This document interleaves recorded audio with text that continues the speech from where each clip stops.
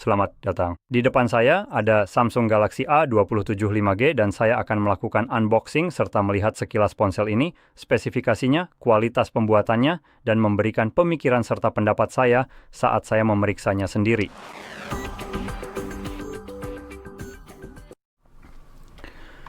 Oke, sekarang sekadar informasi seperti biasa.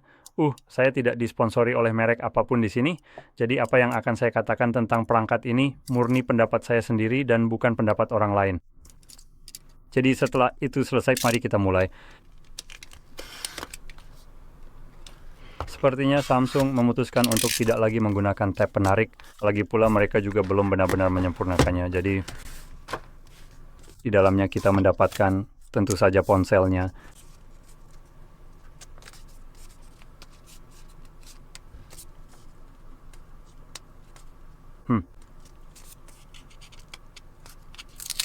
Oh, ini dia. Jadi inilah perangkatnya. Mari kita nyalakan.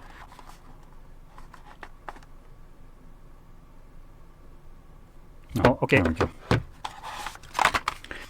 Nah, di dalam kotak ini kita juga mendapatkan dokumen-dokumen beserta kabel tipe C ke tipe C untuk pengisian daya, dan hanya itu saja. Jadi sekarang mari kita beralih ke pembahasan utama kita, yaitu ponselnya.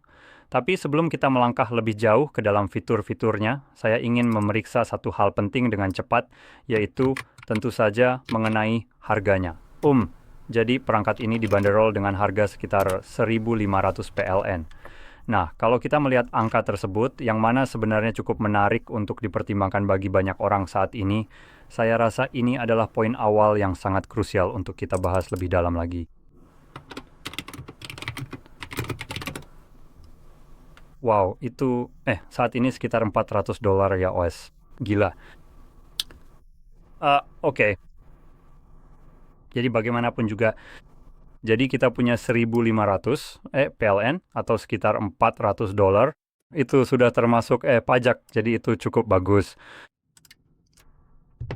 Dan sekarang mari kita bahas dengan perspektif harga tersebut, yang mana ini termasuk di kisaran harga bawah, sekadar untuk menjelaskan hal ini. Ini bukan yang termurah, seperti beberapa ponsel murah yang benar-benar murah, harganya sekitar $100. Jadi ini jelas hampir 4 kali lipat dari harga ponsel-ponsel itu, maksudnya yang paling murah.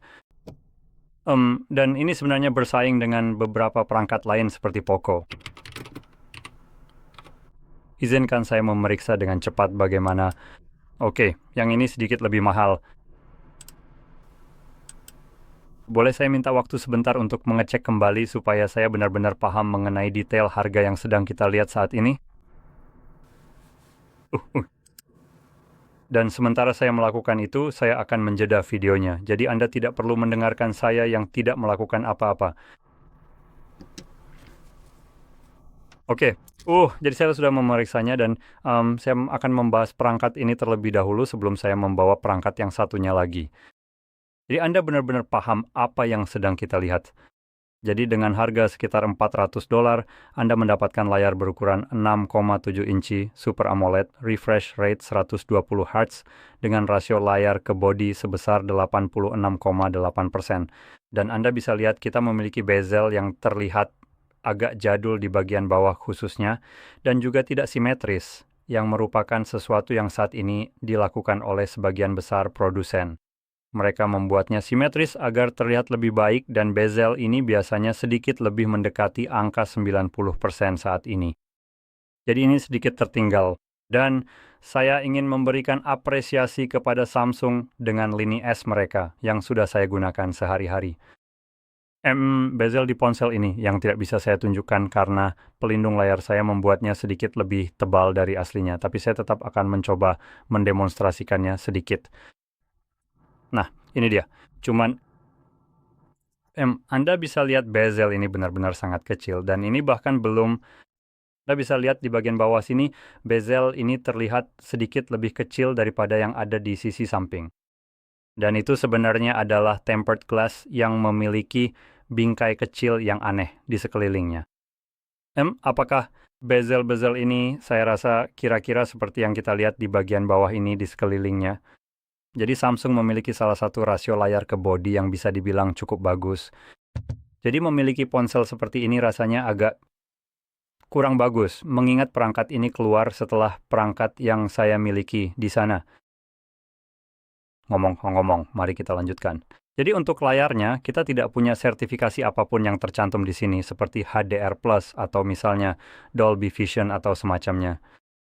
Tapi kita punya Corning Gorilla Glass Victus Plus tingkat 5, dan ya, hanya itu saja. Nah, layar ini agak kurang memuaskan, tapi tidak buruk juga. Layar ini punya semua yang Anda inginkan, seperti refresh rate tinggi dan panel AMOLED dengan rasio layar ke bodi yang relatif bagus. Nah, kalau kita beralih ke kamera, menurut saya untuk ponsel zaman sekarang, ini lebih ke preferensi pribadi, mana yang Anda sukai, dan seberapa banyak pemrosesan yang Anda inginkan. Sejujurnya, saat ini saya bahkan tidak suka kamera ponsel. Itu mungkin terdengar seperti pendapat yang aneh. Tapi saat saya mengambil foto, saya ingin foto itu diambil oleh saya, bukan dibayangkan ulang oleh AI omong kosong, bersetan dengan AI. Aku tahu tidak, Altman bisa masukkan omong kosong itu ke pantatnya. Aku tidak mau sampah itu. Tapi saat ini setiap perusahaan dan semua orang di planet ini, termasuk mungkin nenekmu beserta anjingnya, menggunakan AI karena kenapa tidak? Itu dicekokkan ke tenggorokanmu. Jadi ya mau tidak mau, dan kamu mungkin bahkan menggunakannya tanpa sadar, seperti saat menyangkut foto. Foto menggunakan kebanyakan ponsel zaman sekarang, sejauh yang saya tahu, menggunakan AI untuk meningkatkan resolusi gambar agar terlihat lebih baik. Jadi pada dasarnya perusahaan-perusahaan berhemat pada perangkat keras dan mencoba menutupi kekurangannya dengan perangkat lunak atau sekadar AI. Aku benci itu. Tahu tidak? Sampai di titik ini, persetan dengan sampah ini, aku lebih baik pakai kamera saja, tahu kan? Kamera yang lebih simple untuk ini, dan tidak akan menyentuh kamera ponsel itu sama sekali, karena aku sangat membencinya. Saat saya mengambil foto di ponsel, saya ingin foto itu diambil oleh saya, bukan dibayangkan ulang oleh AI. Tapi ngomong-ngomong soal kamera-kamera ini, kita punya sensor utama 50 megapiksel, bukaan f1,8, ultra wide 5 megapiksel, dan makro 2 megapiksel. Jadi, kamera makro itu seharusnya bahkan tidak perlu dihitung karena sensor utama 50 megapiksel akan menghasilkan foto makro yang lebih baik daripada 2 megapiksel. Jadi itu semacam kamera pelengkap yang tidak berguna. Anda bisa merekam video 4K 30 fps dan 1080p 30 fps yang agak mengecewakan. Kamera selfie depannya sensor wide 12 MP bukaan f2.2 yang hanya bisa merekam 1080p 30 fps. Anda mungkin bisa melihat tidak ada opsi 60 fps sama sekali di sini, yang sekali lagi untuk harga ini, dan mengingat ini adalah Samsung, sedikit mengecewakan, sedikit semacam pemerasan harga. Jadi begitulah.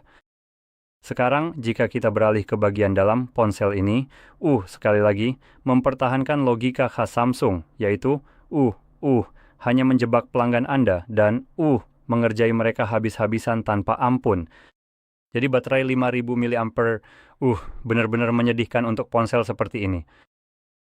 Kecepatan pengisian daya 25 watt, benar-benar sebuah penghinaan untuk masa kini, tahun 2026.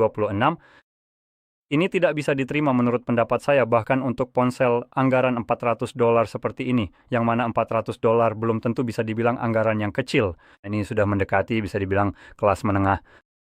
Ngomong-ngomong, selain itu kita punya RAM 6 hingga 8 GB di dalamnya, dan penyimpanan sebesar 128 hingga 256 GB. Nah, penyimpanannya untungnya yang agak aneh mengingat ini Samsung bisa diperluas menggunakan, ayolah, menggunakan kartu SD yang bisa Anda lihat di sini. Jadi setidaknya Anda mendapatkan keuntungan itu. Jadi, satu hal lagi yang perlu dibahas terkait bagian internalnya adalah prosesornya. Prosesor yang menggerakkan ponsel ini adalah Snapdragon 6 Gen 3. Jadi sekali lagi, sangat mendekati kelas bawah untuk prosesor, tidak ada yang terlalu bagus, bahkan tidak mendekati menurut saya. Jadi, untuk $400 sekali lagi, agak mengecewakan apa yang ditawarkan perangkat ini. Dan ini, kita saat ini hanya berbicara secara ketat mengenai perangkat kerasnya. Perangkat lunak adalah hal yang berbeda, dan perangkat lunak sangat bergantung pada preferensi masing-masing orang. Seperti Anda mungkin sangat menyukai One UI atau Anda mungkin sangat membencinya.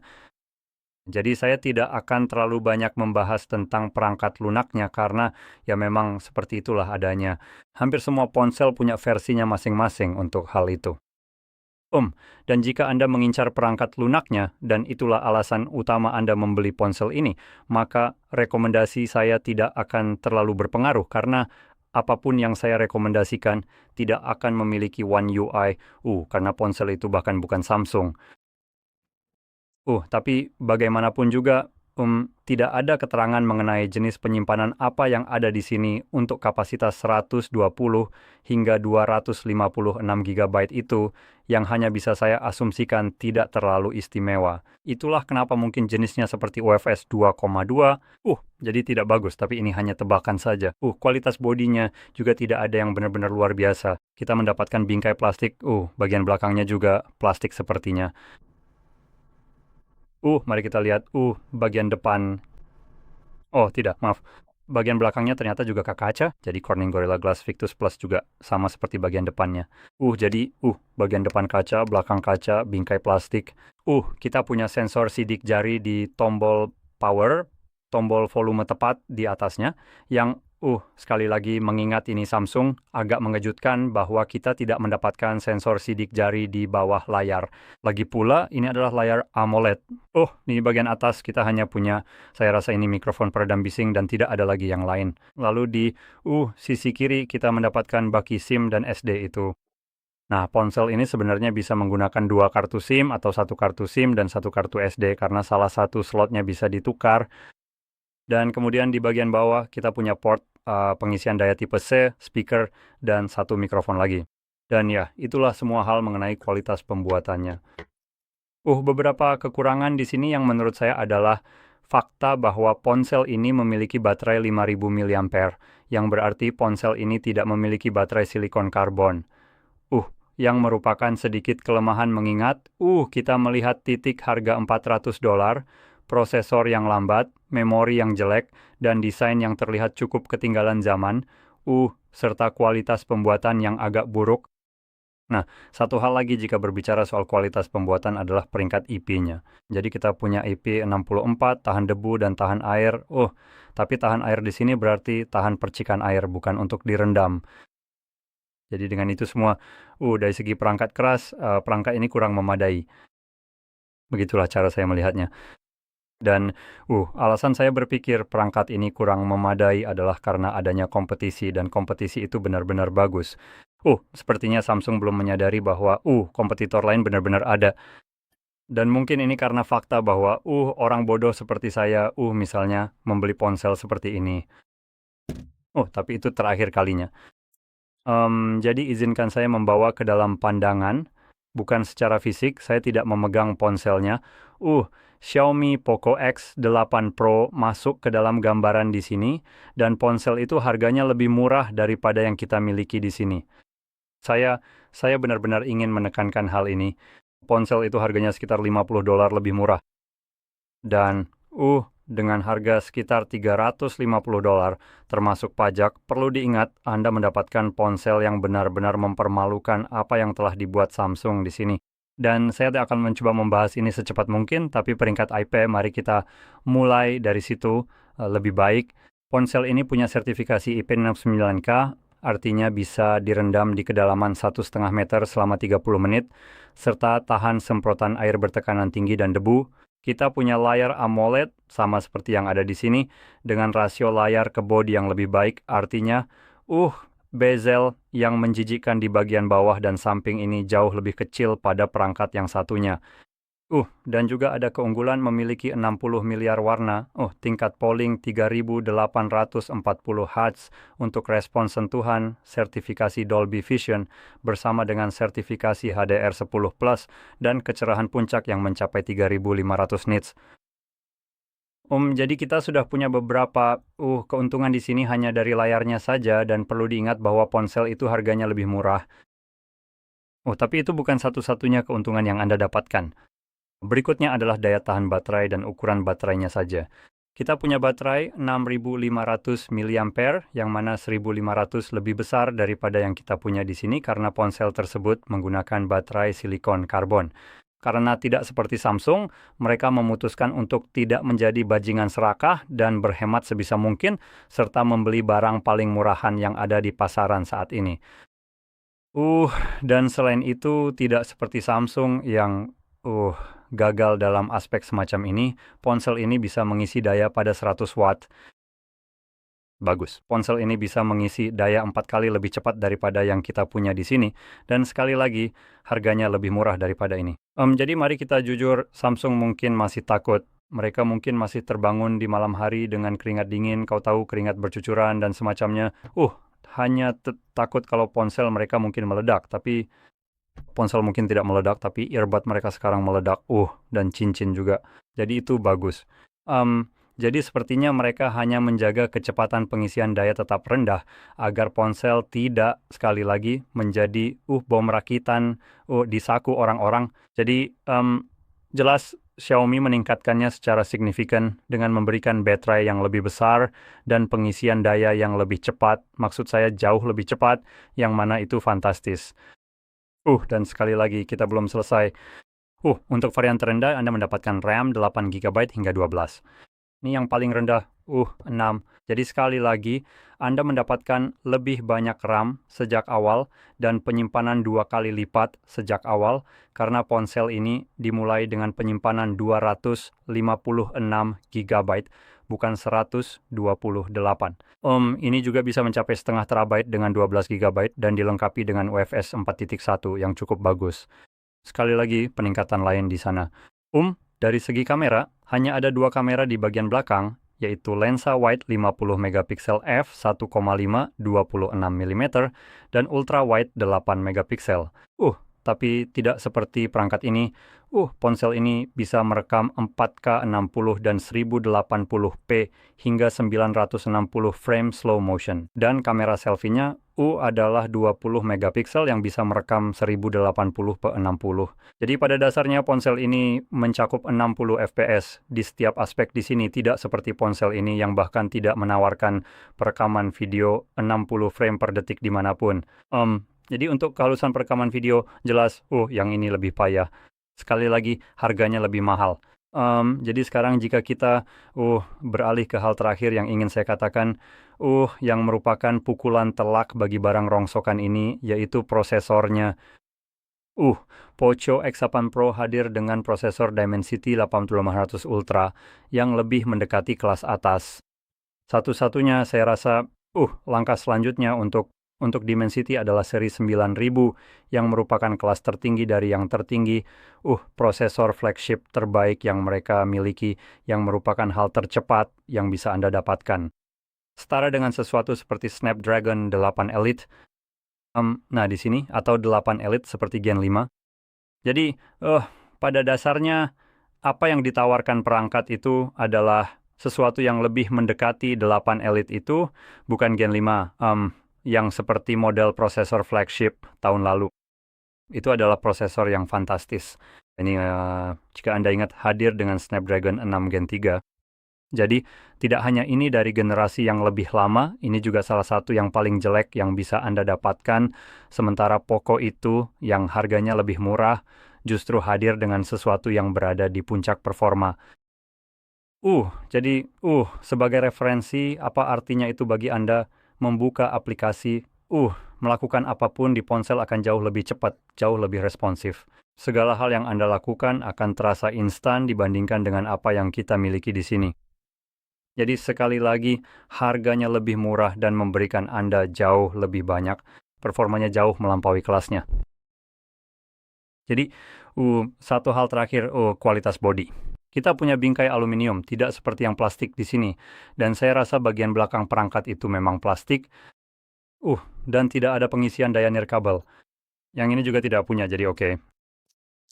Tapi ya, bingkai aluminium, bagian belakang plastik, dan jelas bagian depan kaca. Jadi itu akan menjadi perangkat yang benar-benar luar biasa jika Anda tidak terpaku pada Samsung dan One UI mereka. Jika Anda tidak keberatan mencoba merek lain, Anda akan mendapatkan ponsel yang jauh lebih baik daripada yang Anda dapatkan di sini dengan harga yang lebih murah.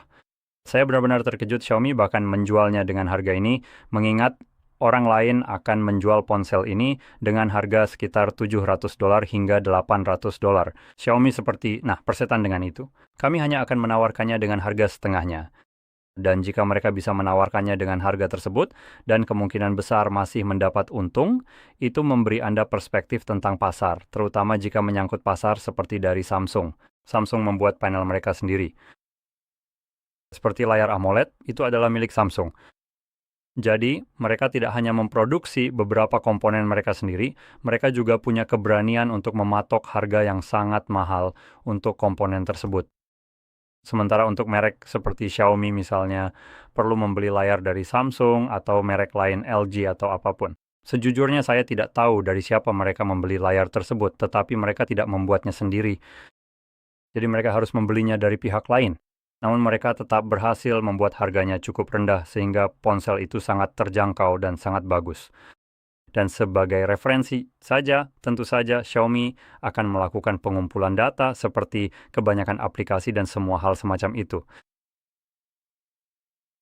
Tapi Samsung juga melakukan hal yang sama.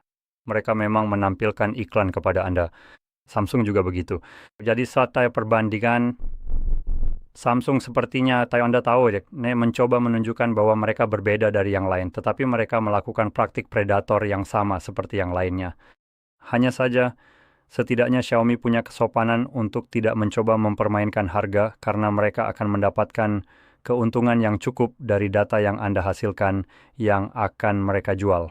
Dan bisa dipastikan mereka akan menjual data tersebut karena perusahaan-perusahaan menghasilkan uang dalam jumlah yang sangat tidak masuk akal hanya dari menjual data yang Anda hasilkan saat menggunakan perangkat mereka. Maksud saya rasa Hisense adalah salah satu yang menjual TV yang menghasilkan pendapatan 2 atau 3 kali lipat lebih banyak dari penjualan data dibandingkan dari penjualan TV yang mengumpulkan data tersebut. Jadi ini seharusnya memberi Anda gambaran tentang seperti apa sebenarnya pasar ini.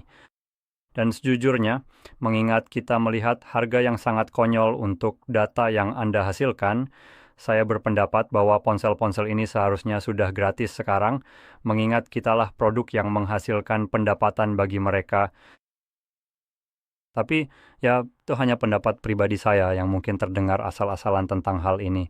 Tapi seperti yang saya katakan, Xiaomi itu benar-benar fantastis untuk apa yang ditawarkannya. Dan kalau bicara soal privasi dan hal-hal semacam itu, ya kurang lebih sama saja dengan yang lain. Setidaknya mereka punya kesopanan untuk memberitahu Anda bahwa mereka akan melakukannya. Jadi itu baguslah. Ngomong-ngomong, sekali lagi, itu tadi adalah X8 Pro, dan sekadar menambahkan, seperti yang saya katakan, saya tidak disponsori oleh Xiaomi atau siapapun. Saya benar-benar yakin perangkat itu adalah penawaran yang luar biasa jika bicara soal nilai, apa yang Anda dapatkan dari segi perangkat keras dibandingkan dengan harga yang harus dibayar. Dan ini mungkin sudah cukup jelas mengingat saya sudah mencoba membahas secara rinci apa saja perbedaannya dan juga perbedaan harganya. Jadi ya, itu saja. Nah, kalau Anda merasa video ini sangat membantu, jangan lupa untuk tekan tombol like, subscribe, dan terima kasih sudah menonton.